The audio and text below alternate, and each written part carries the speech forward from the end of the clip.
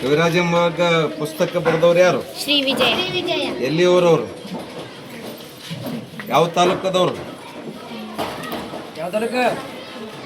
ಯಾವ ಜಿಲ್ಲೆ?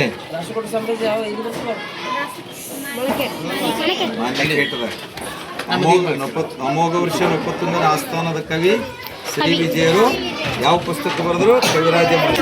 ಅದು ಸೇಡಂ ತಾಲೂಕಿದ್ದೇ ಅದು, ಹೌದಿಲ್ಲ? ಹೆಮ್ಮೆ ಅಲ್ಲ, ನಮಗೆ ಅಭಿಮಾನ ಅಲ್ಲ. ನಮ್ಮದು ಅದು ಪುಸ್ತಕ, ಪ್ರಥಮ ಗ್ರಂಥ ಅದು. ಕನ್ನಡದ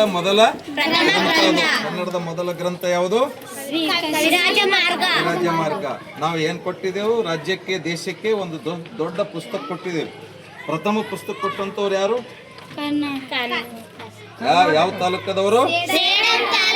ಅಭಿಮಾನ ಅಲ್ಲ, ಎಲ್ಲ ಕಡೆ ಹೇಳ್ತಾರೆ ನಮ್ಮ ಪುಸ್ತಕ ಯಾರು ಬರೆದ್ರ? ಸೇಡಂ ತಾಲೂಕದವರು, ಕಲಬುರಗಿ ಜಿಲ್ಲೆ ತಾಲೂಕದವರು.